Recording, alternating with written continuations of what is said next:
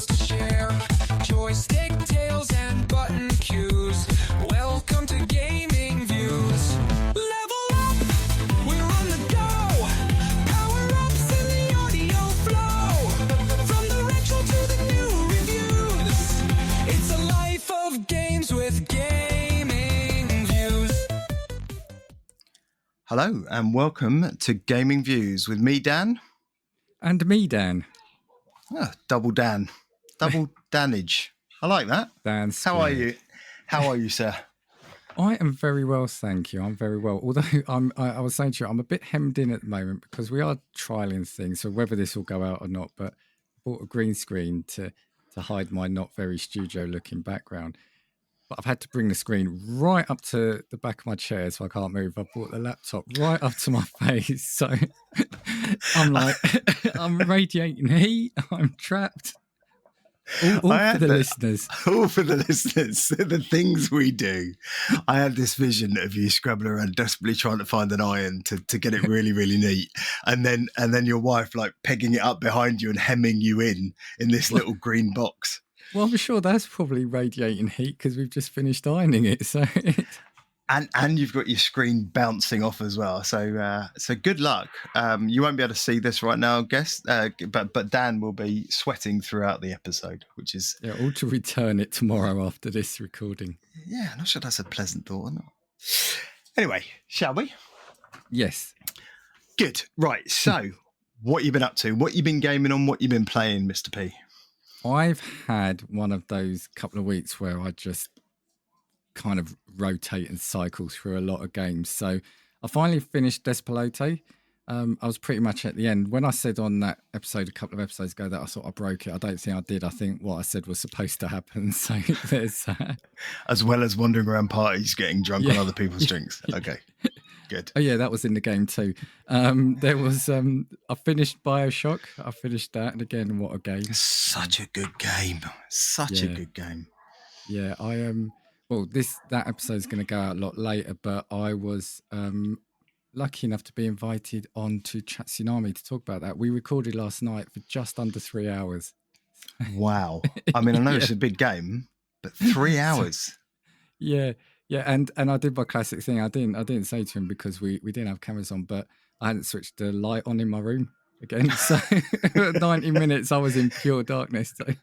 Force of habit. Yeah, wow, 3 hours. Some editing required, I assume. Yeah, there's a bit. We did a skit at the start and end, so that we did a couple of takes of that. But yeah, but I don't edit that, so I don't have to sweat that bit. And how many times did the "Would you kindly" joke drop in? Do you know what? We didn't actually do it as a joke. I think we avoided missed that. Opportunity. Yeah. But so finished that. I started playing BioShock 2 until it glitched out on me, and in a fit of rage, I deleted it from the hard drive. No. Been playing a few other things, carrying on with Expedition 33, but that's become my weekend game now because I prefer just playing that at the weekend, get a bit of time on that, but I'm still loving that. Sure. Started and then stopped playing Culebra, The Souls of Limbo, because it wasn't quite for me. It's a fun game. Don't know that one. It's a bit of a time loop game. So okay. I think you play. Can't remember. I'm sure there was in the exposition. I missed it, but you're like some sort of snake skeleton. I think in the sounds normal limbo, and you've got to do things. And maybe that's why I didn't get on with it. I probably lost the plot. Hang on, because you're in limbo or because you're a snake skin thing? Which was it that turned you off? I don't know. I feel like I'm in a fever here, a fever dream.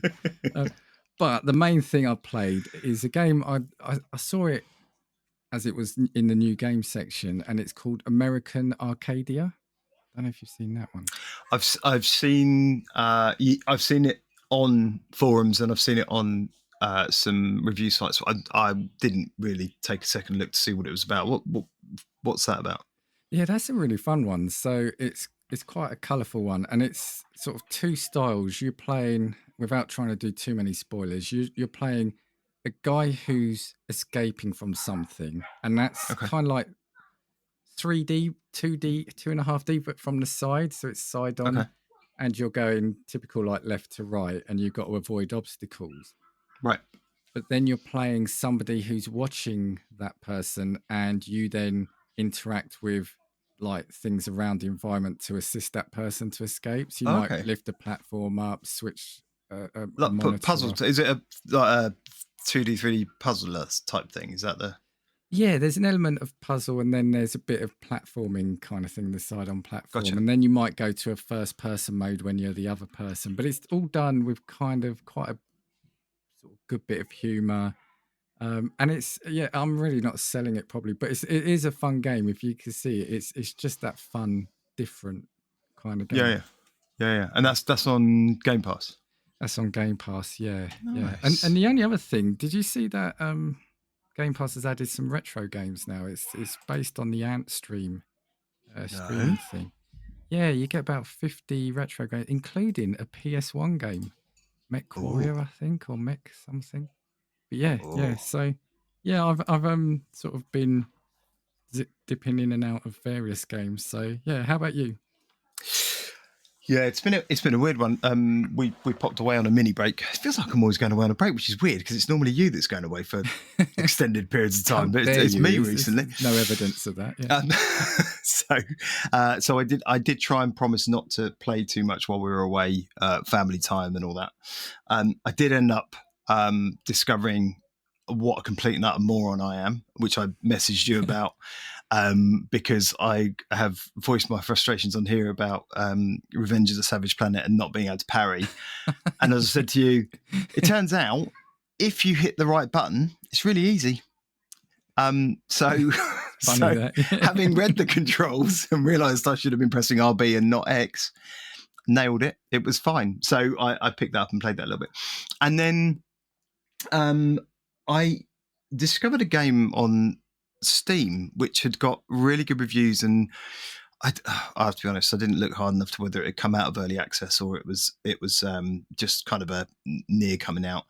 But it's called, I'm gonna have to have a look now because I can't remember the name of it, but you would love it. It's called Tainted Grail: The Fall of Avalon, and it's essentially, you sent me, didn't you? Yeah, I did.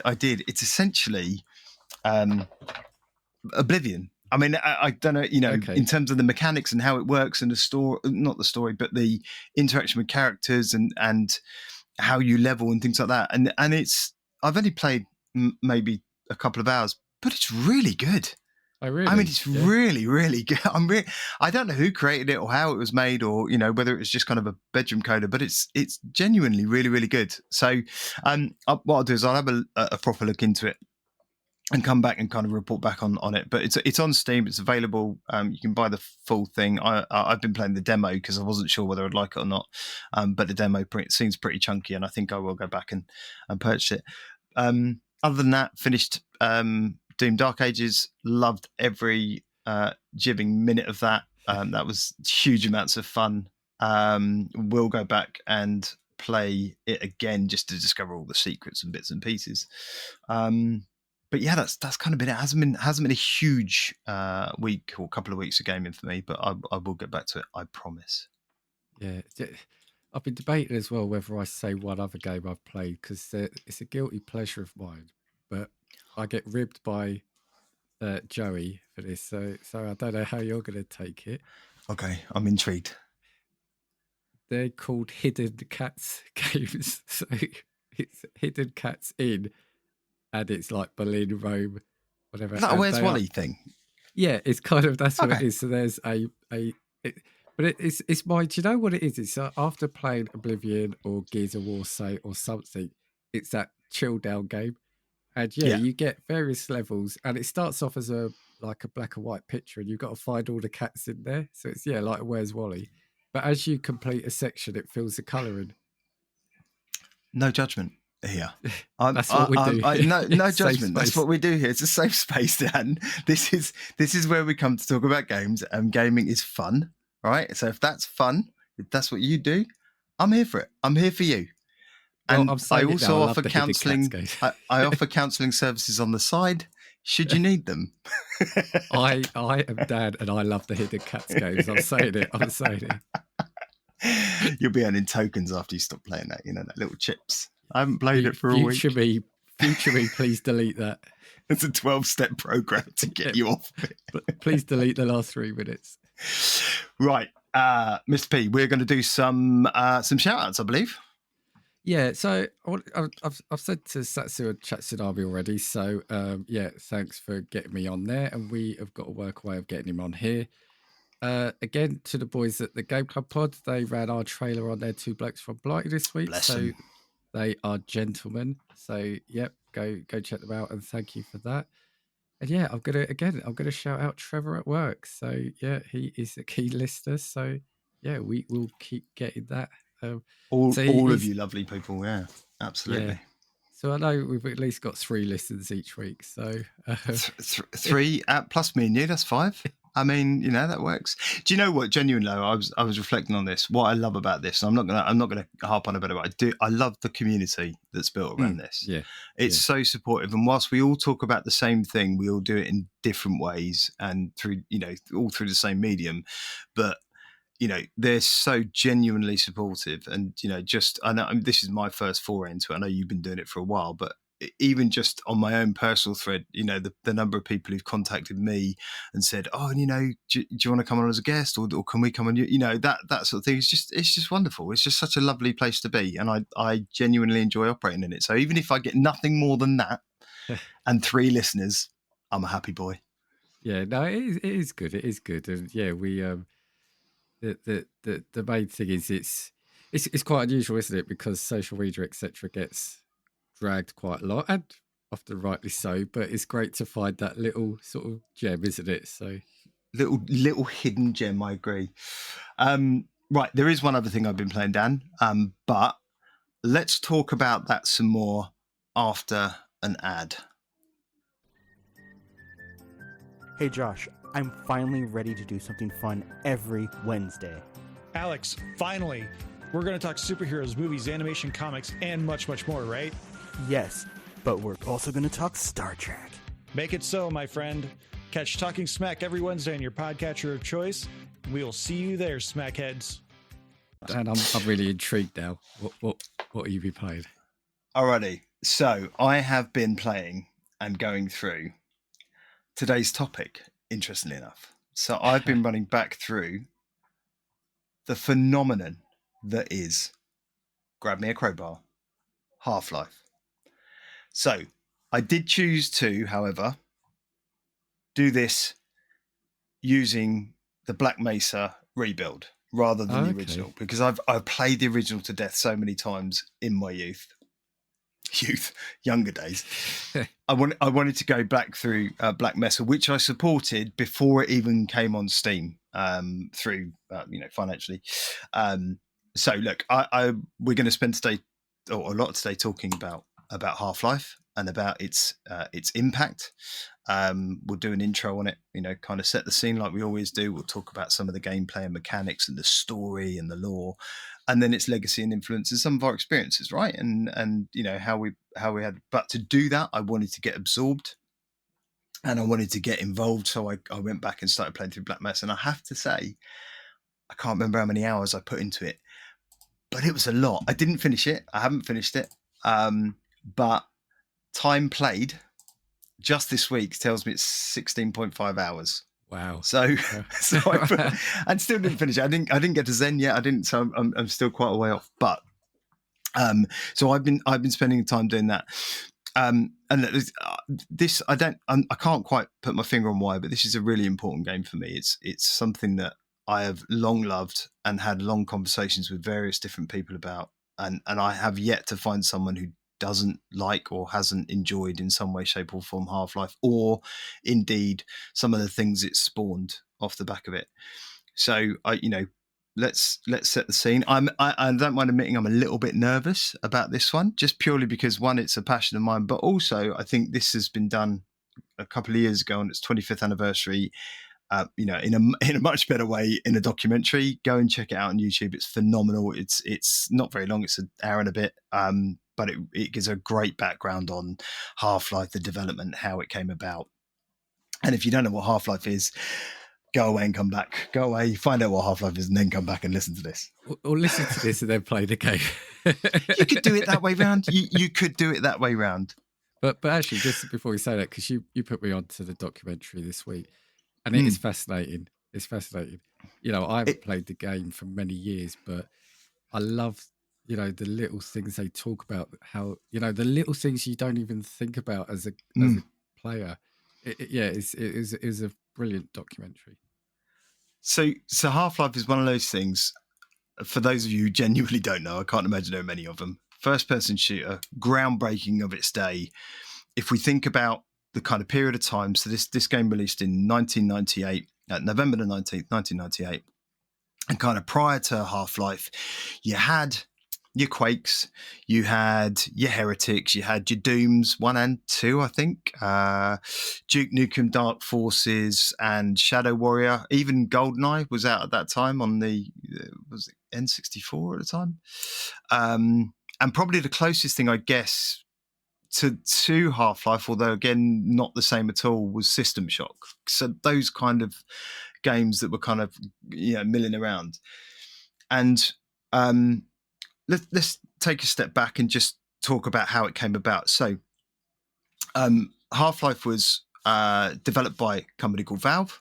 Valve was a studio that was created by Gabe Newell and Mike Harrington. So they were two ex-Microsoft employees who, you know, made a bit of money, but both realized that their passion lay in game design and went off and decided to form their own company and created Valve, which, you know, to this day is an industry mammoth, right? I mean, these are the guys that have created Steam. These are the guys who created the Steam Deck and numerous games and, you know, competitive games and everything, you know, all this stuff around them. But at the time, really small, very niche little studio.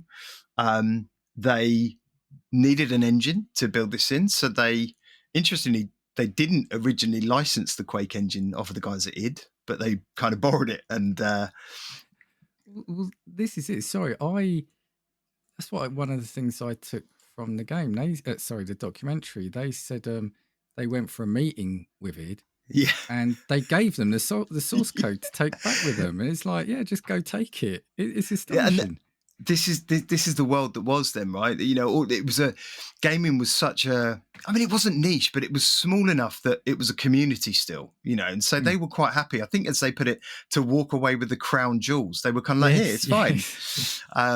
And those guys took that and they essentially recoded that engine. 70% they rebuilt it. So it was a bit like Trigger's broom of gaming engines, right? And built the Gold SRC engine. So, or Gold Source engine. So this was their, you know, what the platform they chose to build Half-Life on. So you'd come from very blocky texture and vector mapped graphics, like you saw in Quake, to kind of very still texture mapped, but more lifelike, more realistic, more rounded, and a team that again were very small and nimble and able to create this incredible game. And in terms of the game itself, I mean, this thing like exploded onto the scene. You know, you talk about kind of the accolades and things like that. This thing had, so it still is, I think, one of the highest rated PC games ever. I'm not a massive fan of Metacritic, but I think it's always hovered between 96 and 98% on Metacritic, which is massive. It sold 2.3 million copies by the mid 2000s. So this is just Half-Life. Its franchise has sold over 20 million. And again, these things are small by, you know, many standards. Remember, Half-Life, I think, was primarily a single system game, right? I mean, this yes, they released Half-Life 2 and everything else, Orange Box and all that, but Half-Life was pretty much PC only. I think it still is. Yeah. It spun off franchises that are, I mean, too numerous to mention now, but you had your likes of Counter-Strike, which is just huge, right? And I play Counter-Strike a lot. Did you play Counter-Strike, Dan? You know what? I'm going to say, no, I didn't. You know, obviously I was aware of it, but I did have the PC really at the time. Yeah, and I think that's the downfall, is if you don't have the kit, you can't play the game. Yeah. Team Fortress Classic, right, which, you know, was started life as a Half-Life mod. It's often listed as one of the best games of all time, not just PC games. it held a Guinness World Record for the best-selling first-person shooter of all time, and just a seminal piece of work. Yeah.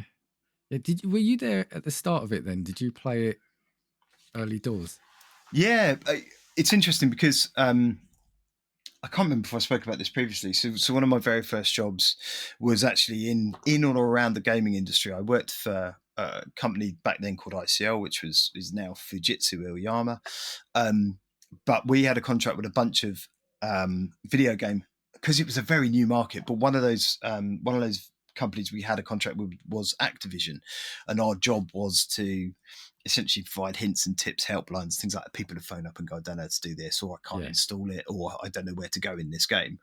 And so id was released through Activision, so I was very aware of what was going on at the time. We used to play Quake LAN parties at work between our office and the office in Kent in Footscray, and we used to have a great time doing that.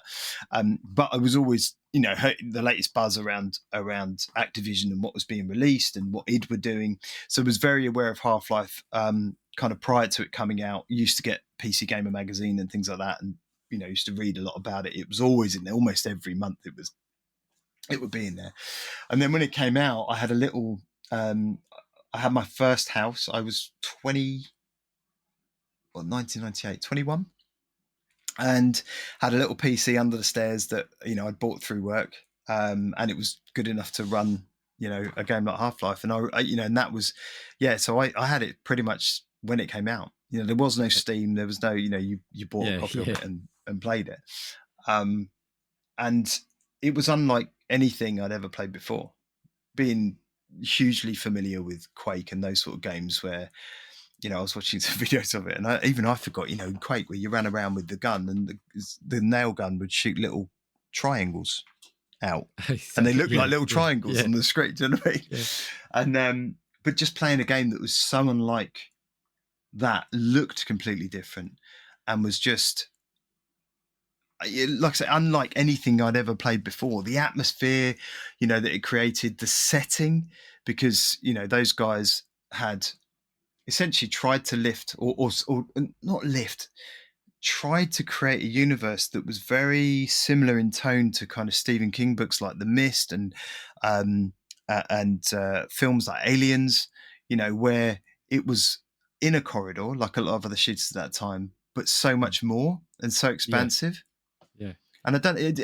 Have you played a lot of Half-Life? Because I feel like I'm just going to talk at length about my experiences. I played both. But I think the thing with me, and this is, I was saying to someone earlier, I can't remember who, but I feel like whilst I do love the games, and they are great, and I've got so many good things to say about sort of the first one, I think because I came to the party late, I don't think I didn't ride that wave of hype, like pretty similar to Halo for me. So I would have played it between, and I know exactly when I would have played it between, but 2002, 2007, and I think it's going to be slap bang in the middle. So let's say 2005. So it's already 7 years after it's come out. Yeah. So, but I still, I played it for what it is and enjoyed it. I also had the expansion packs, was it Opposing Force and Blue Shift? Yeah. But yeah, it was a way of almost it's funny that we talked about BioShock earlier, similar of telling a story but without overly having too much exposition. Like it's not there's no cutscenes, right? Correct. If I remember right. And it's the interacts with you, yeah. It's the granddaddy of environmental storytelling. And what's interesting is you come into it later, is I think what that tells, certainly what it tells me, is you'd then experience games that had essentially lifted what Half-Life had done and recreated that in a different way, a better way, whatever. But those very things were done originally by Half-Life. Because I can't think of a single example prior to that. Look, I mean, you just take the 9-minute opening train ride into Black Mesa, right? What game had done that? What game had gone, do you know what? There's no combat. And in fact, not just that, not just the ride in, but almost the first half an hour then, from then on in, no combat. it's a work simulator. It's exactly that. You're exactly that. But this But is who why would? it.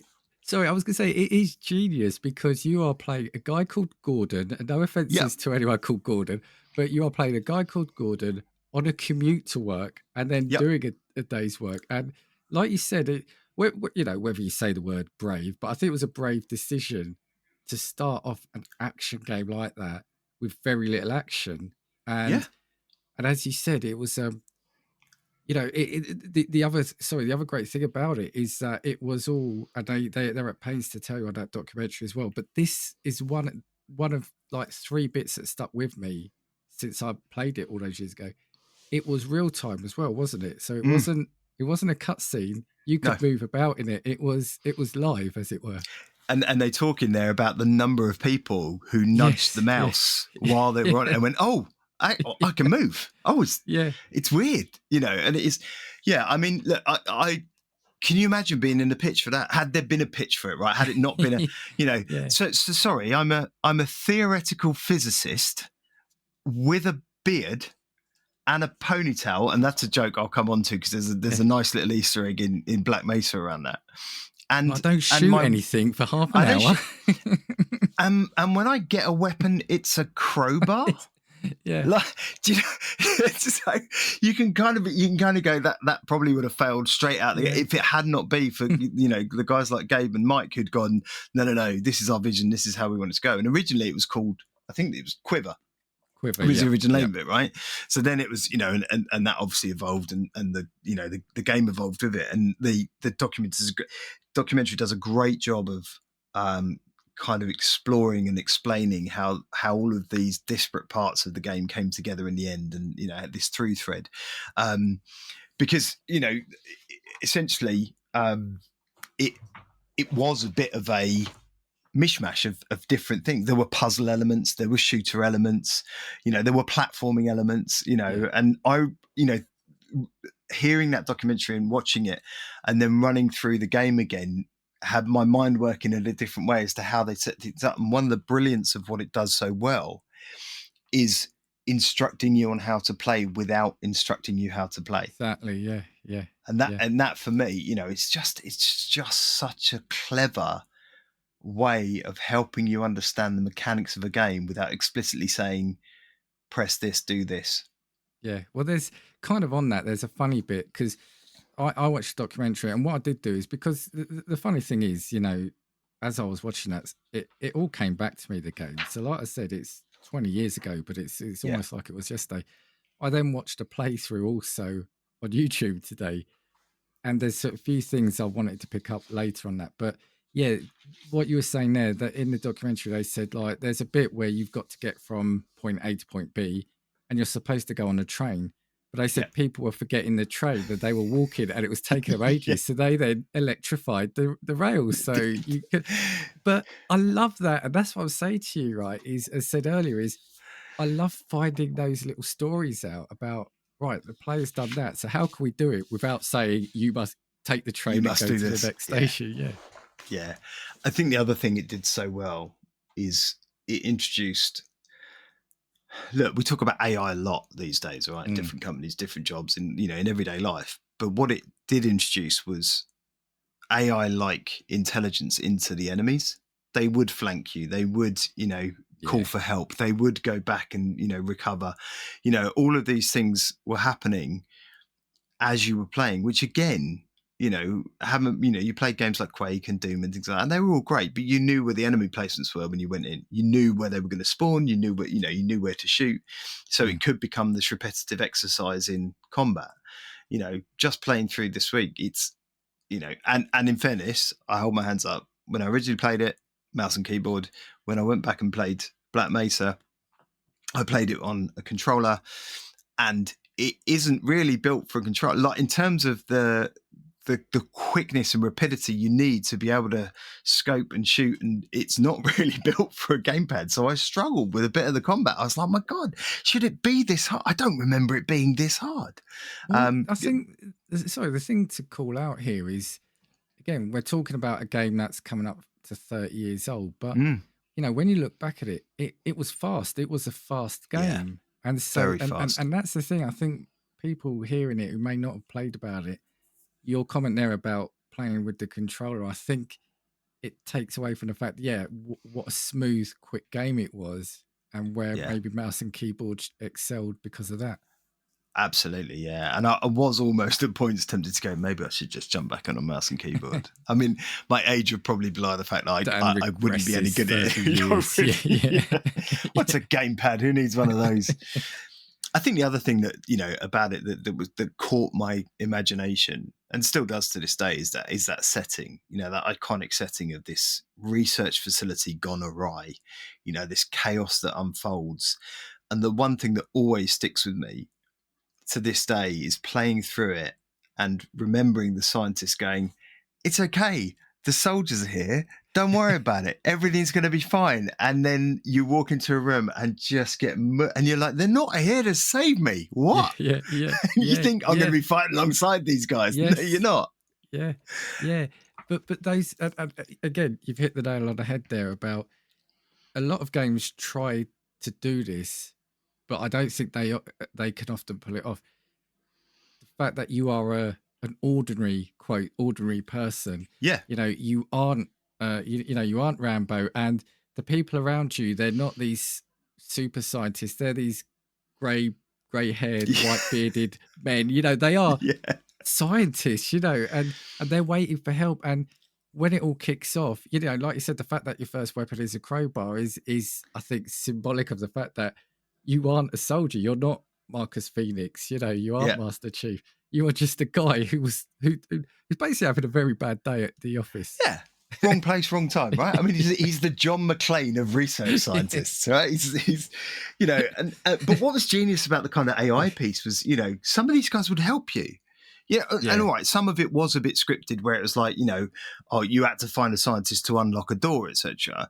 But some of it was genuinely, a guy going, oh yeah, but if you do this, you can kill that thing easier. Like when you first come up against the Gigantor, in the underground, there's a way to defeat it that's relatively simple. And I think I can spoil a 27, 28-year-old game, but you can essentially get in between two pylons and zap him and he explodes. Or you can take, as many grenades as you can get your hands on and pile, into a bullet sponge.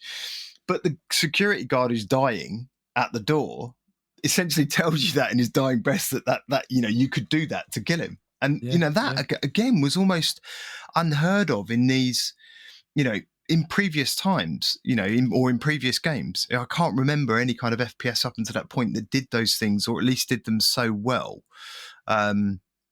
It's still quite unfathomable to me how the guy survives. I mean, you talk about bullet sponges. Gordon is the bullet sponge of all time. When I was playing that game, the number of times I must have got shot and not died. And I'm like, all right, I've got an HEV suit on, his hazardous environment suit, but I haven't got a helmet. It's what sort of hazardous deflecting the bullet? What sort of hazardous environment suit doesn't have a helmet, Dan? Actually, it shouldn't be how he survived the game. It's how he survived the day job. It's in a room with all these chemicals and explosions and everything going off just normally. Maybe this explains why he can survive all those bullets. His genetics have totally been transformed.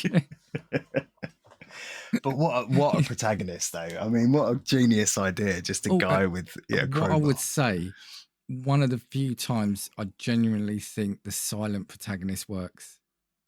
Thank you. I will take that because I I said to you, I listened to was it you and Satsu who were talking about possibly, Dead Space and how you felt it was better in the remake that Isaac had a voice. And I took umbrage because I was like, no. One of the greatest protagonists of all times never, ever speaks. Yeah. And no. Oh, yes. You did say that to me. You said you were going to let me have it. No, but for me, two of them are, and again, it's annoying that this is going to keep cropping up. BioShock, I think it works. Half-Life, it works perfectly. I think because both are, we've said it's environmental storytelling, and I think that helps immerse you in the game. So it's you are walking along, and these people, these scientists, are telling you things before they get shot, and who knows what by the head crabs, etc. So I think in this game, if he had a voice, it would come off as cheesy and clunky. So yeah, for Yeah. me, one of the perfect opportunity or the perfect occasions for the silent hero. Yeah, you're right. There's definitely a time and place for, voice protagonists, and God knows I wouldn't want to put anyone out of work, in terms of voiceover artists and things like that. But you're absolutely right. The thing that it does so beautifully well is that environmental storytelling. And having said that, you can see Half-Life's DNA in so many other games, even to this day, and not just shooters, right? Portal's the obvious example. With Chell, she doesn't talk, but there's lots of voices throughout it. BioShock, you've just said, is a perfect example of what I think someone who'd played a lot of Half-Life and gone, how can we do this really well? Tell the story through the environment, through the things you find, through the other characters, but have a silent, voiceless protagonist. And then even more recently, games like and look, this person does have a voice, but in games like Control, The Oldest House, and that environmental storytelling that game does so very well, through the notes, through the things you find, it's all of those things, even through the where you find them, dead letters and things like that, all these things you find as you go throughout the environment. I think they're all, you can see the DNA fed back up through a game like Half-Life. I think it's done all those things well, and it's done all those things beautifully. It's it had, for me, it had everything. It had the narrative, the immersion through all of those things, the intelligent AI. The combat was just phenomenal. Physics-based puzzles, because there were, more so in Half-Life 2, but there were having to move air barrels underneath things to lift in the water because it had physics. So you had to lift, things up within the water to get out of other things. The weapons, I mean, we haven't even spoken about the weapons, right? We talk about the crowbar, but there's the pistol, the standard first thing you find is going to be a pistol off the security guard. And then it's the shotgun, obviously. But then it went down, crazy street, right? And you had, the crossbow, which was just brilliant. Yes. And that was Twitch gaming at its finest, because scope that thing in and try and shoot moving assassins was a nightmare. Grenades. And then you started getting into the more alien type weapons, because of that blend. But that doesn't happen until, a good 13, 14 hours into the game. You're starting finding new, new elements to play with. But that's the other really cool thing about it, that it then mixes it up and you are getting the alien type weaponry. Yeah. So you're not just got that, and again, I know kind of like Halo then does that too. But, it was probably one of the first games. And to go from, like you said, a crowbar and a pistol to then the alien type ones. And then I don't know if it's in the multiplayer side, but like those alien grenades or something, weren't they? It's got the little bugs. I can't remember what they're called. You can throw. Yeah, so they run around after people. Yeah, that's it. Yeah. Which, interestingly, again, in the documentary, they said that was set up to be an anti-camper weapon. So even back in the day, they were still trying, campers were still annoying everyone. Well, it was 32 player online. Oh, was it that much? Was it? 32. No one had done that up until that point. Yeah. 32 players, and it was insane. I used to play deathmatch on Half-Life, and it was utter chaos. Like 32 players. I mean, now you get your battlefields and all those sorts of things and have masses of them. But in the day, you didn't. It was new to everyone. And I think what was beautiful about the game as well was the whole modding community that gathered around it. And that's where you spawned things like Counter-Strike and Team Fortress and stuff, because these modders went nuts on it, right? And there were so many amazing mods for that game. So many brilliant things that people came up with, different stories and, different tales of different things. And even, like you said, things like Blue Shift and Opposing Force all really sprang from kind of modding. What would happen if it was this, if it was Barney on his day off or whatever, what if it was you were one of the soldiers, or and it was just such a wonderful thing to see so many people getting involved in doing things, and like I said, playing through Black Mesa, that was playing a game from a group of people who had a passion, even up until, I think they started developing in like 2014 or something, but even up until that, 16 years after the game came out, they wanted to recreate it using the Source engine, and Yeah. create something amazing. And it's just Again, it's that love, isn't it, for the community? You said community earlier on. absolutely, It's a love. Gaming has had a few horrible elements over the years, but yeah, generally, when something like this comes along, and we mentioned it because I actually started playing it as well last week. I mentioned Vampire the Masquerade, yes, where I said the modders kept it going after the studio Mm. folded. That's the stories you kind of want to hear and celebrate, right? yeah, absolutely, yeah. The passion things that people keep up and keep going. It's a bit like these fan campaigns, when certain TV programs get shut down by Amazon, and you really want to see them continue, so season as one. not to upset after season one, so you're not upset Dan. But those sort of things. But when but it's that fan mentality again. But I think the beauty of you can't get a video camera and go out and start filming a show. But you can, in video games, keep something going, keep the longevity of it, or keep it alive through the modding community. That not a lot, probably not enough actually, studios embrace. Putting their code out there for people to kind of tweak and continue telling stories in. Probably the indie companies or the startups, right? But I think once they become established, it's because again, what I want to reiterate, and you've said it a number of times, the way we're praising this game, let's not forget, you said right at the start how it started with just a couple of people, starting this from scratch. Mad. I took another couple of notes, so I hope people don't mind. The person who wrote most of the code was a chemistry major. Yeah. And the person who did the AI design for the creature was a manager at a Waffle House. Yeah. This is what we're talking about. These people exactly came that together. bedroom coders. Yeah. And all the music and sound effects created by one guy. Yes. Yeah. All the textures created by one person, one woman. Yeah, she was because she was saying everyone was putting the textures everywhere, but she wanted it to tell a story, wasn't it? It's brilliant. I love that. It's like, stop using my uphill texture. battle, yeah. But let's talk about the development for a minute, because it was a really interesting story and tale of what they went through. We spoke about it being quite a jumbled mishmash of things they had to pull together. And I think they had a guy, what's his name? Is it Mark Laidlaw? Like a sci-fi author who came on board and started pulling all these strands together to create a cohesive vision, and which they had to do. And they were at a deadline, right? So they were releasing this through Sierra, the publishing house Sierra at the time, and Sierra had done a deal with,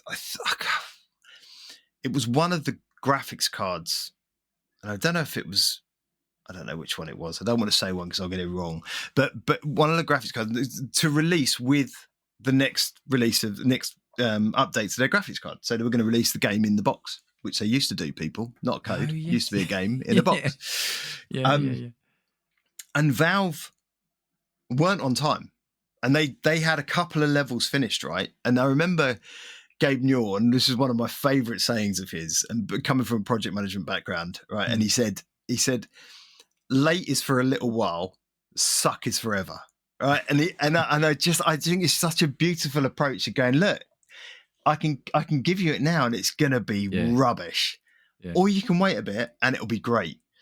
And so, and this story is in a documentary told so much better, but they released the first few levels that they have to this graphics cards company to basically say, we have got something, just give us a bit.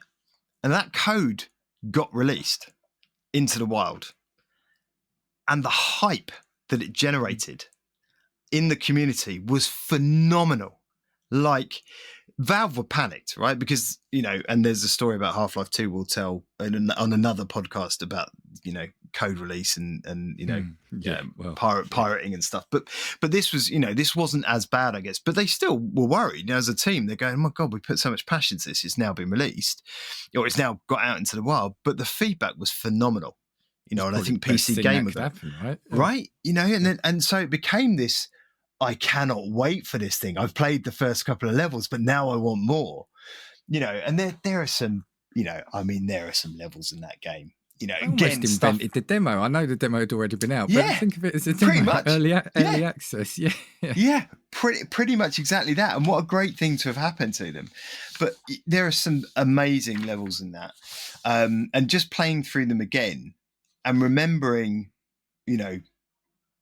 coming through to them. And I must admit, I've been, as I said, I did donate money to the guys who were building Black Mesa, so I was getting kind of releases to it, and I did play through it, and I did play through an early version they created of Blast Pit, which is one of the levels that a lot of people remember when they play Half-Life, and that's where you have to essentially I call it fix a rocket, so that the blast from the rocket kills this tentacled monster that's destroying a silo. And it's one of those things, again, I'd never seen in a video game, and I could be completely wrong, but I'd never seen it before I played that, which was this monster detected sound.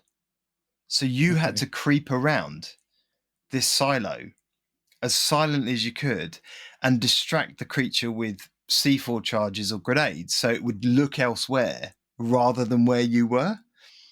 And but if you did it wrong, isn't it? Everywhere, everyone does that, right? Everyone does this whole site, but I'd never seen anything like that. And of course, if you've never seen anything like that, when you walk into that scenario in a game, you're like, what am I doing wrong? I'm literally getting mullered each time. And then it clicks and you're like, crap, it can hear me. Like this thing. And that, as an engagement piece, as a, you being sold and bought into that game, it does so much more than just running and gunning. You're now like, this thing knows I'm here. Yeah. Do you know what it's and again, it kind of feeds into that almost that aspect then of him being that normal person who's also got to hide from it, that he can't take down everything he comes across. And like you said, the fact that one of the enemy you have to take out with the blast from a rocket, again, isn't shoot glowing point A and B on alien head. It's different way of doing a boss. Yes, that kind of thing. Because there's another one later on where another the Gigantor or whatever, and you have to call an airstrike on it. You have to get up to a platform to call an airstrike down the thing, because you can't take it down by normal means. And all these things, were just things that, at the time, and why I loved it so much and still do to this day, is I'd never seen any of those things in a game before. And I think it was just something genuinely very special. The mechanics and everything it had in it it just blew me away. And the environment, in having something happen in that space. And there's a great level that took me a very long time this time around as well, called surface tension, which is where you essentially come out of the complex and you're making your way across to the Lambda base to find out what's been going on, essentially, to where they've been doing all the experience. And that's when the alien stuff. But surface tension is a brilliant example of how you come out into essentially I guess it's the Nevada plains, and you see them all above you. You see the airplanes flying past, and you're on a cliffside with vertigo and all these sorts of things. Because when did you ever battled in that kind of environment before, on a cliff edge with soldiers hunting you down? Yeah. And then you get back into the kind of Lambda complex, and you see the environment start to change and evolve into this more alien. So you get the alien jump pads that you then, if you step on, they propel you upwards and things like, all of these things start to change. And then you start going through some of the buildings, and, the corridors start having all these creepy elements to them and things like that. And then the aliens spawn more and more rather than soldiers, because the soldiers, I think it leads into a level called Forget About Freeman, which is basically like, screw that, don't worry about him now because there's too many aliens. And your brain goes, oh no, now I'm fighting the aliens, and they're better stock than the soldiers were. The other thing it does, and I can't remember the term for it, and one of the guys on Game Club Pod coined it, but it's where you get knocked out and lose all your gear, and then you have to find all your gear again. Or no, you don't find it, you pick up. But that happens. And the first time I'd ever seen anything like that happen again, Half-Life. It's got to be frustrating the first time that happens in a game, right? Because you feel like you're building yourself up. I remember playing through that game and thinking I'd done something wrong, because you essentially, you're in a warehouse and you're fighting assassins, right? You've never seen assassins before. And these things basically carry Uzis, move at the speed of light, and can gun you down in seconds. So you've got a crossbow and a shotgun, and probably a pistol at that point, and maybe a couple of grenades, because you're just coming back from losing all your stuff. So, it's fine. One crossbow bolt can kill them, but they're moving so rapidly. And if you've got a gamepad, you're going to struggle, telling you now.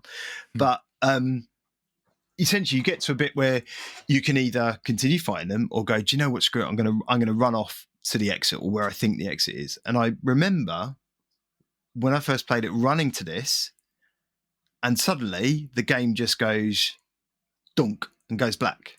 And I'm thinking, I've gone the wrong way. I've done something wrong. And restarting and trying to get this, not knowing that it's actually at that point that if you leave it a couple of seconds, the screen lights up again. You're being dragged somewhere by guards. Yeah. And I didn't click because I'd never seen it before. Now it happens, and you're like, oh, I know it's coming.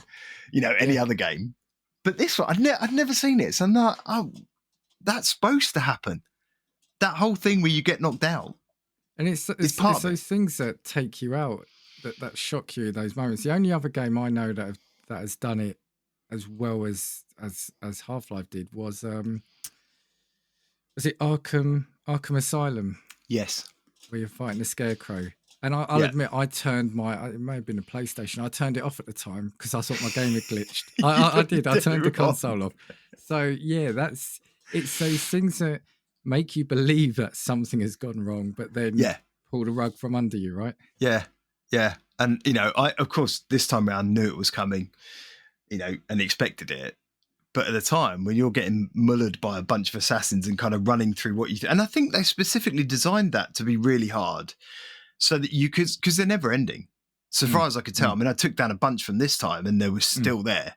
It was still more spawning. So I'm assuming they did it so that you were forced to try and run so that scripted piece could happen. Yeah. But again, it's silent. It's, your protagonist doesn't say anything. You're basically being spoken to by the guards, being dragged, and, they make funny comments by, where are we going to dump the body? And they're like, what body? That kind of thing. Yeah. And they end up throwing you Star Wars into a trash compactor, so that you have to get out of. But again, even that sequence stumped me when I first played it, going, well, how do I get out of it? I'm just going to keep dying because I'm getting crushed. Where do I go? And then it, becomes obvious you have to climb up the stuff to get above the thing. Forces but you never, to learn, right? Yeah. My one regret, I think, about playing through that game before, I never finished it.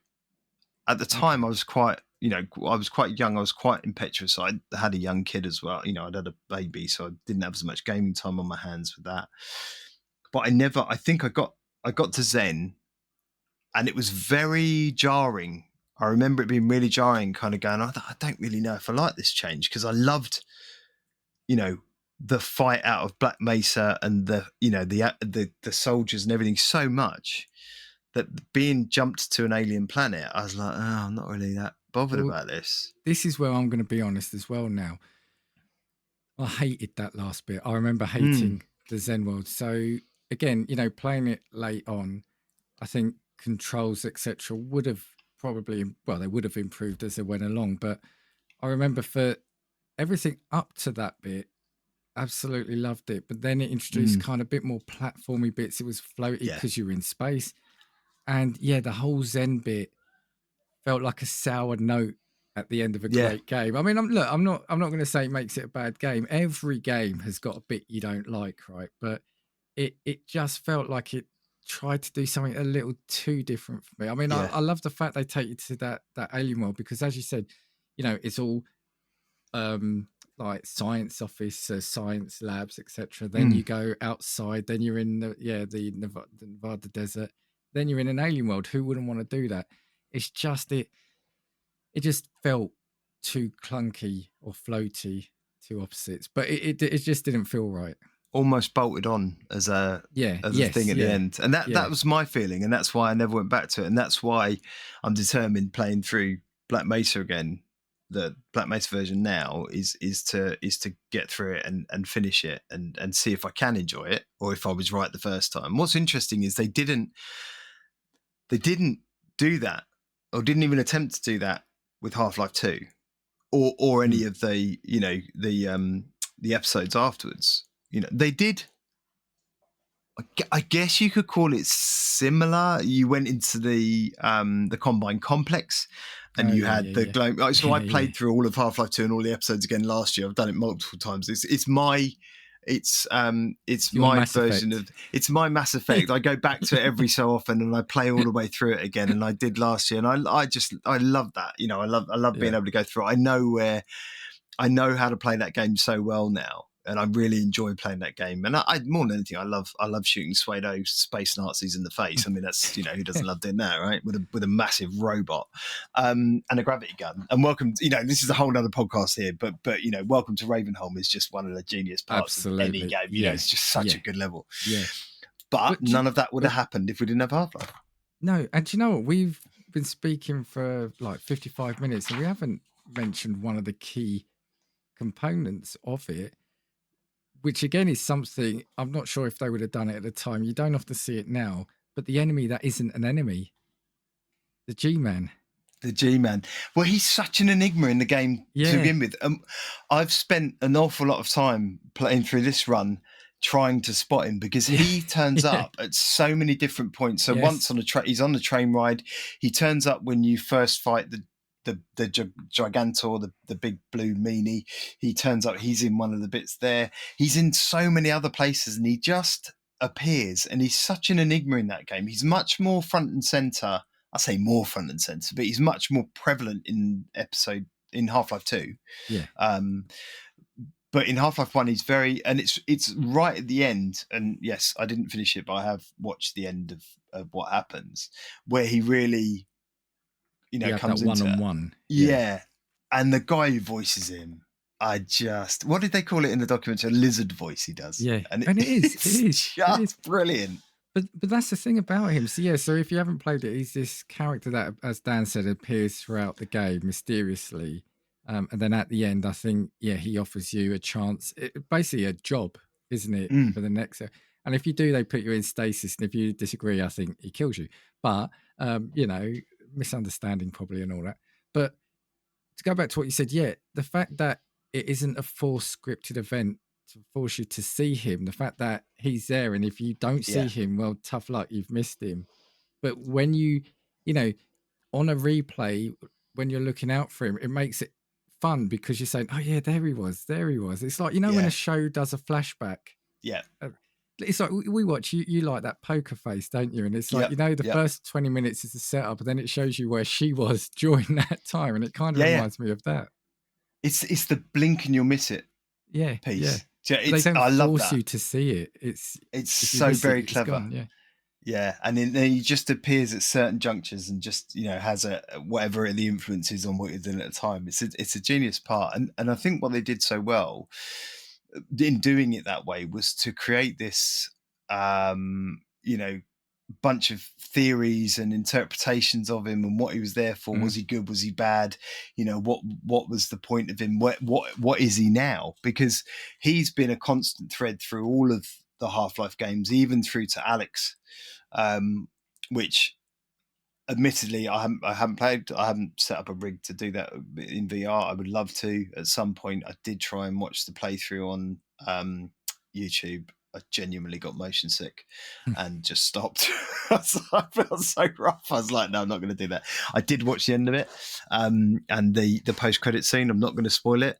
But if you haven't and you're not going to play it, go and watch it on YouTube, because it does very much set up the universe to continue, and it's just brilliant. But yeah, I just think he's a genius addition to that game, and I'd love to know how that came about. That like just supplanting him into that, what would otherwise I don't think it would have been materially important had he not been there. Yeah, well, I think they said they wanted like an X-Files, mystery person. Who was it in the X-Files? I can't remember. Smoking Man. Yeah, that's it. They said they wanted a version of him in the game, but like I said, to have someone who in the end becomes so fundamentally important to the end of the game plus the second game, to have him as almost like a bystander. You might look, you might think he's an auditor or someone that's coming. Yeah. You know, if you see him at the start of the game, he's just a salesman or something. He's got his case, hasn't he? Briefcase. Shirt and tie. Just Yeah, and his lizard voice. I mean, yeah, that's brilliant. It's such a good voice. So, go on. No, I was going to say no, and again, it's just that randomness of the game. Which again, the only other thing I took from the documentary is where they said every 3 to 5 seconds, if the player's standing still, fine, but every 3 to 5 seconds, something's got to happen, whether that's a sign or something, and it just makes you think, how much have you missed in those 3 to 5 seconds because you're not looking everywhere. Yeah, it propels you forward. And the bit about the ponytail, the bit that was genius, when you watch the documentary and the guy says, you know, if you look, it was modelled after him essentially, and he had a ponytail at the time, and he says if you look you can see a little triangle at the back of Gordon's thing where he's got this kind of little ponytail. When you play Black Mesa and you come off the train ride at the beginning for the first time, the security guard says to you, "Oh man, you've lost the ponytail." And it didn't click for me why he said that. And then I watched the documentary and I was like, I get it now. I get it, because they've excluded that obviously from the character model in the remaster, which was just genius. I was like, oh, bloody hell. So like, I think, you know, we've talked at length about it, and I think it has such an enduring appeal, you know, as a video game, and I genuinely do believe, even if it's not the update, you know, the Black Mesa Source update, I genuinely think anyone could go back, pick up that game, and just enjoy it for what it is. It's a brilliant slice of what was then a massive leap forward in innovation in first person shooters from where they were to where they are now, and just seeing how that helped evolve and in some ways jumpstart so many aspects of other games that now use the things that it introduced in such a way. Yeah, without all the Valve stuff and the thing they do brilliantly, you know, you can think about those guys how you want in whatever way, shape or form, you know, capitalism, Steam platform, blah, blah, blah. It doesn't matter. What they did, what a very small group of people did back then was change the landscape of how first person shooters and what they could be. Yeah. It's incredible. And the one thing I do want to talk about as well, I mean, I'm not going to go in depth, and it's something I've got more of an appreciation of over the years, but it's the sound in the game as well. I mean, it's burned. When I heard it, you know, that cold sweat you get and you jolt to attention. You know, the those little creatures that's basically just head a big crabs. eye for a face. No, it's like a big eye for a face. Oh. The noise they make. The electric ones. Yeah, the electric ones are zappy. Yeah. The noise they make, it's been burned into my memory, you know, and you hear it and it's like your head snaps right to or left to look at the screen. It is. The sound is incredible too. It is, yeah. I mean, you know, and I think we said earlier, you know, the fact that was one guy created the entire, and he wasn't a musician. He was, you know, he was a sound editor. He was good with, you know, noises and things like that, and he created some phenomenal noises. But he also created all the music for it. And there are some points in that game where you get into, you know, when you're walking into essentially a larger scale battle where the music just amps up, and it's just it gives you goose pimples as you're running into it, going, "Oh man, I remember this music. It's amazing." You know, like heavy guitar riffs, and a bit like Halo does that really well. You know, not just, but when you're going into battle and the music amps up around it, and you're like, "Oh my god, I'm getting ready for a big fight." You know, that Half-Life did it first. Yeah, and probably set the scene, didn't it? Because, like you said, it's not just adding a soundtrack; it's another part of the game, the gameplay. Yeah, absolutely.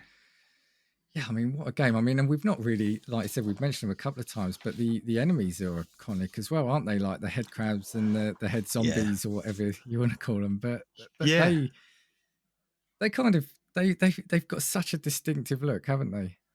Yeah, and that, you know, again, carried all the way through into Half-Life 2. You know, you didn't have the Combine soldiers in in Half-Life 1, you had regular soldiers, and again, that's, you know, Half-Life 2 is an evolution of it, but the head crabs and the zombies, you know, carried through to it. And I think, well, that's, you can see where that inspiration of Aliens, and when they talk about, you know, what they, you know, how they wanted to create this, not the same but kind of similar spooky, eerie horror FPS. That's where that came from. That, you know, that crab on someone's head, like 4 legs on someone's head, turning into distorted body horror mass, you know.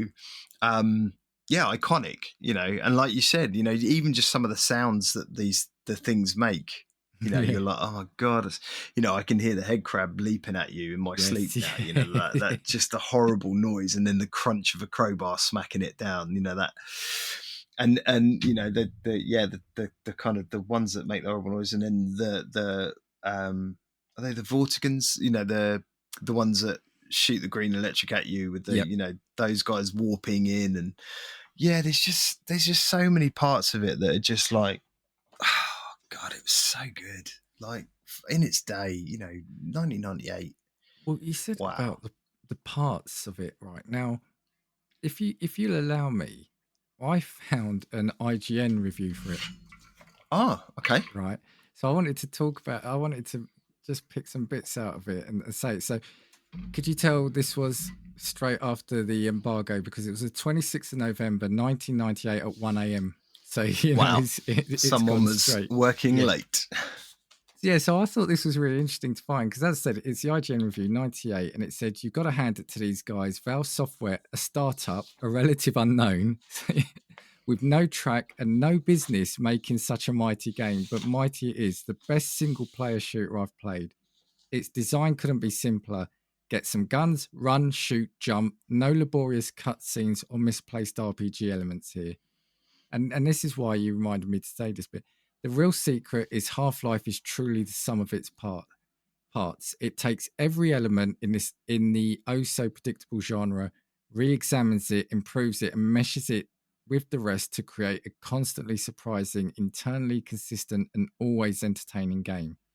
And then it says, like, here are some examples. How many games have you played where health packs, armor, ammo, and guns are simply lying around as if some power-up Santa Claus had emptied the contents of his pack on the floor? You can almost hear the level designers saying to themselves, yeah, okay, a health pack would be a good item to put in this otherwise empty room. In Half-Life, weapons and ammo are taken from dead soldiers or other logical places like a weapons locker. Armor isn't lying around in the form of glowing icons or leather helmets. Instead, you're wearing a battery-powered hazard suit.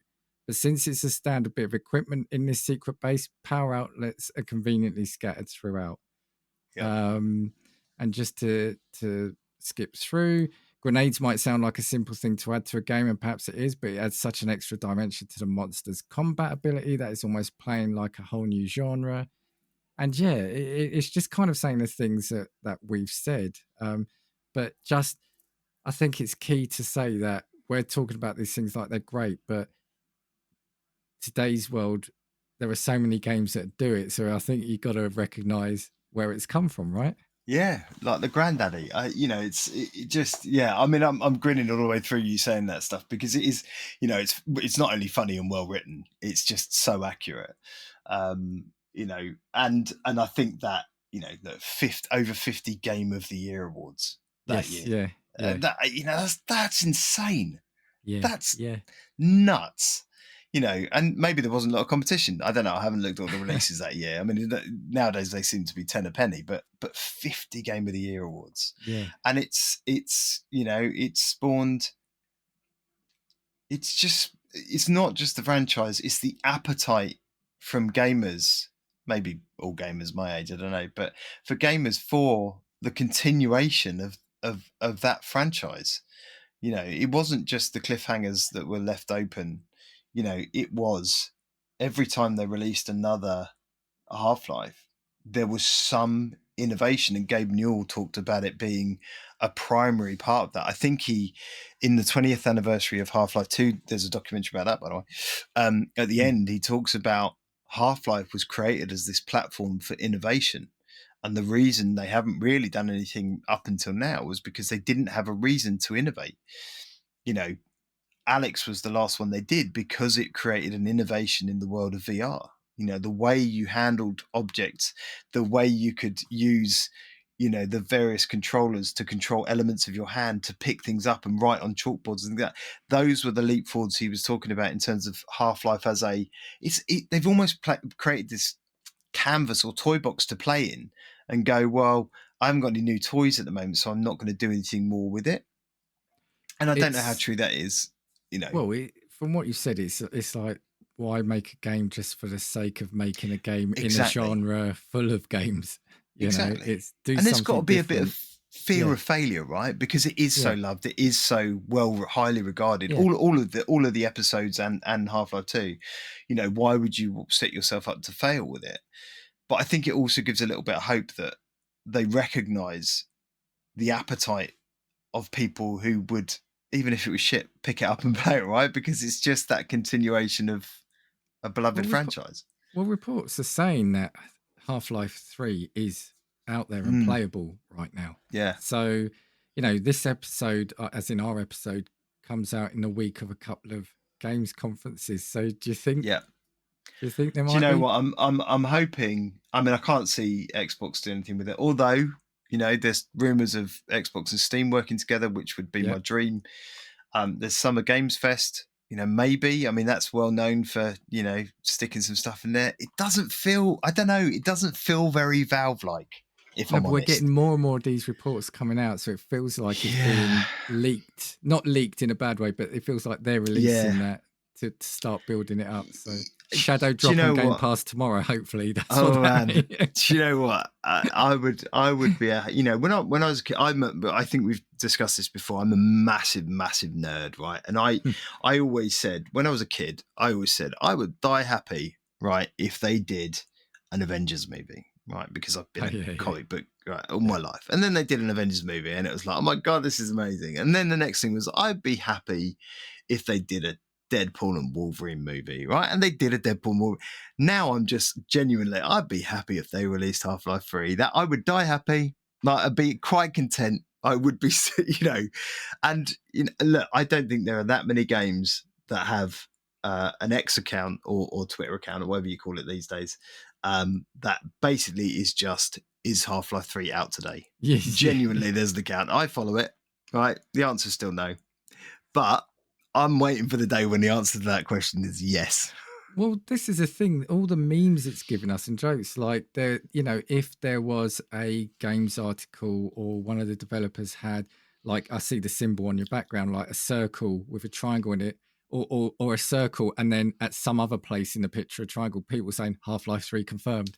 You know, or someone saying, you know, we're developing a shooter game this year. Half-Life 3 confirmed. Everything was Half-Life 3 confirmed, and that's what I love. That it keeps in the minds. It's something that, you know, when was the Orange Box was out? I had to look. My first achievement on it was 2008. So yeah, even that we're coming up to what, 20 years, aren't we? Yeah. I've got my maths right.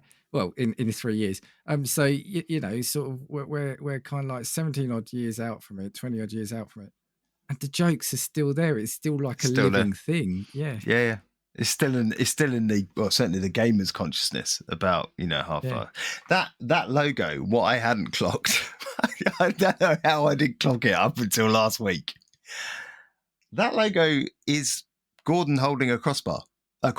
Sorry. I hadn't. Oh, yeah, I knew that. I'm glad I'm not the only one, right? Yeah, of course I knew that. Here's me laying on the love for Half-Life and how much I love the game and how much I never clocked that. And then I looked at it because to me, that's the Half-Life logo, right? No matter where it appears, that's what it is. Yeah. I hadn't clocked it's him holding a crowbar. I was like, Jesus Christ, Hornblower. How would you not spotted that? To move on from our embarrassment, there's two other things about the game. I think two more things I've got. One, I just want to go back to the DLC or expansions, whatever you want to call them, because again, people say, so what? There's loads of DLC. Again, it's probably one of the first times I can recall it where, and they did it really clever. Often it's just more of the same thing, but like you had opposing force where you're playing the same game ultimately, but from that different perspective. So you still see some of the set piece. You're playing the set pieces that you saw as Gordon, And Blue Shift, you're playing, you said earlier, Barney the security guard. So Yeah. again, and don't get me wrong, it's not a rehash, it's not the same thing. But it's so fun seeing a game from a different perspective, like from the enemy's perspective almost, and Totally. from just a Yeah. poor security guard just Yeah. doing his job. Yeah. Exactly that, and I think that was part of the genius, and that's part of that innovative genius as well. Because again, you know, most of these sprung from modders doing this stuff, you know, and listening to the voice of gamers is often a really good thing for gaming companies to do, right? Because they're the guys who kind of come up with the weird, warped, crazy stuff, right? And so, playing a game as a member of the people who were hunting down Gordon, but seeing, as you said, the same set pieces from a different perspective, you know, with a similar set of weapons, with a, you know, yes, there were a few changes here and there. What a flipping genius idea. Yeah, You know, and Barney now, you know, cultural icon, you know, Barney's just a, you know, that I think is what then spawned him into life to be a part of Half-Life 2. Yeah, You know, he's the guy who saved you from the room at the beginning. You know, it's Barney. You're Barney like, and it's Gordon. Barney. Yeah. And again, not how many games did that, or how many games now do that?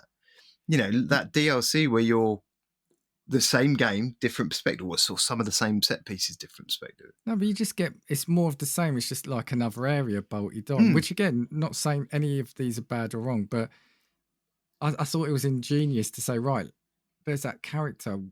What would the game look like from their perspective? And that's what I've done. Because I remember playing them, and there are certain set pieces like where, you know, like as Gordon, you might be seeing the military moving through, across a corridor.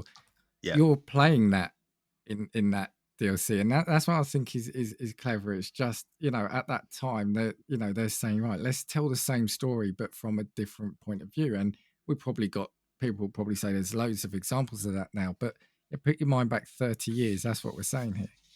Exactly. You know, and I think that's a common theme throughout this, isn't it? You know, did it first, not necessarily did it best, but certainly did it first and allowed others to take it and build upon it. And I think that's what it did for not just first person shooters, but puzzlers, you know, and, you know, smart AI, you know, amazing settings, you know, in terms of the location and, you know, world building in terms of storytelling, not through cutscenes and things happening, but just natural evolving storytelling as you go through either third party characters or third bit characters, you know, and all of those things now have evolved and sprawled into so many aspects of what we do and love as a hobby in terms of gaming, you know.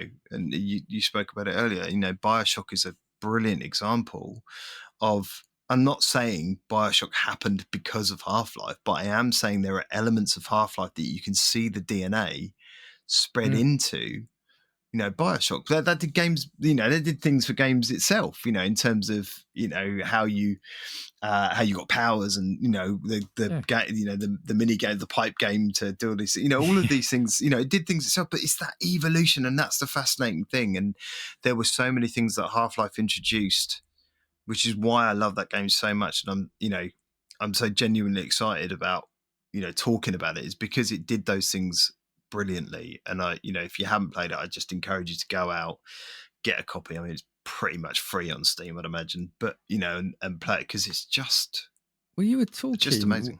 You reminded me saying that, like you were talking to the High Scores, High Stakes game podcast on Twitter last night, weren't you? Because Satsu mentioned about the episode I was doing in BioShock, and they mentioned the wrench, and then you came in with the crowbar, didn't you? They talked about it being the iconic video game weapon, and I was like, no, come on, surely it's got to be the crowbar. But that's the thing, and just you didn't say the game, you just said the crowbar, and then the conversation spawned off because they said, yeah, no, agreed, but in this, and it's the fact that you can just say crowbar, and your mind goes to Half-Life. And, you know, it is, you know, in BioShock, the first weapon is the wrench, and you're holding it up, and it is very reminiscent of Half-Life. But you know what game Oh, sorry. Go on. Do you know what game does also remind me? Because you said a few at the start, but I've got one that's been nagging in the back of my mind for the whole recording. The game that reminds me of Half-Life as well might be a bit of an odd one, but it's Fear, the first Fear. Yeah. Being Yeah. silent protagonist, story happening around you. Alma is almost like the Yeah. G-Man, and the way the enemies, I think that, if I remember right, had intelligent enemies and they would try to flank you. They wouldn't just come running at you to be the bullet sponge. They would flank Agreed. you. And the way I think you could hear their radio chatter like you could in, like you could hear sort of chatter in Half-Life. And yeah, that to me almost feels like it's taken a lot of its cues from Half-Life.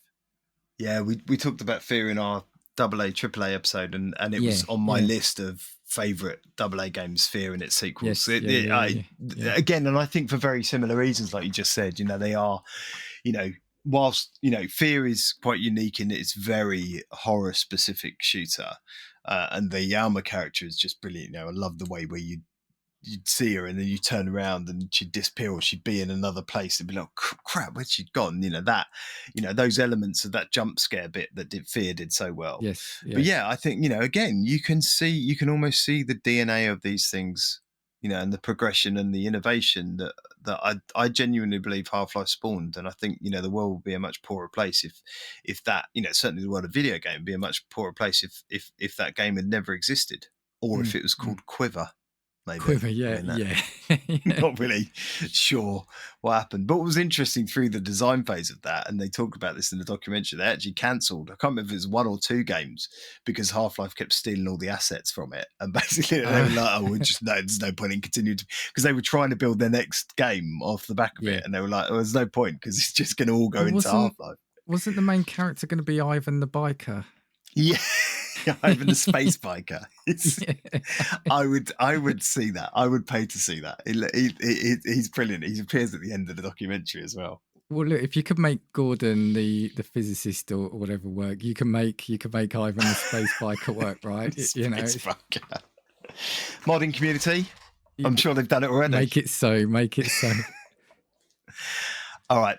I have spoken far too much about Half-Life, and I promise everyone, unless Half-Life 3 gets announced, I won't mention it again for at least a week, probably, maybe. And I haven't mentioned RoboCop either this episode, so that's a win for everybody. You just have, yeah. Damn it. Any other thoughts, Dan? Anything else you want to share on Half-Life? No, just it's it is a great game, and if you can get access to it, it's a shame. I'm not asking them to remake it, but it would be great to have it sort of on consoles. I was having a look. I think they did try to port it at the time to Dreamcast, weirdly, but it didn't. It got cancelled. Yes. I would. Yeah. Well, having said that, I'm sure my laptop would easily run that. But I think if you can play it, do it. It's gonna feel aged.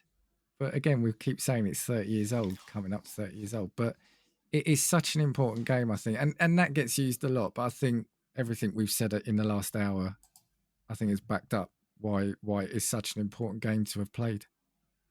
100%. And it's if you have access to a PC, it's £7.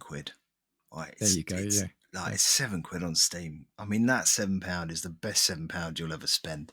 Or I don't know, $9. I don't know. Do we have any? Do we have any international listeners? But if we do, $9 or something. And then Orange Box. I'm sure that's available pretty much everywhere on PlayStation and Xbox, right? So you could probably pick that up if you wanted to play, Half-Life 2. Orange Box at the time was phenomenal value, let alone now. Best value box set ever. I think we'll probably talk about Portal. I think it deserves it, but Portal 2, what a game! What games! I love Portal, and it's not that podcast, but again, what an ingenious spin-off from the world of absolutely. That and was it there is no cake, Dan. Yeah, won't say anything. Yeah, Counter-Strike, Team Fortress. We've done them all, but yeah, phenomenal. Right, are we going to wrap things up? Yeah, let's. Is there? Oh, do you know what? Actually, is it worth we've got a couple of things coming up, haven't we? Yes. in terms of Game Fest and the Xbox live stream as well. Their announcements coming up because it's June. It's essentially E3, not E3 time of year. E3, not E3. CES, not CS. There was one you went to. Didn't you go to one? You went to one in Germany once, didn't you? I did. I Expo? went to. Yeah, I went to. Oh my god, what was it called? They Was haven't it done that Game in a while Expo either. or something? Yeah, it was in Leipzig. Leipzig?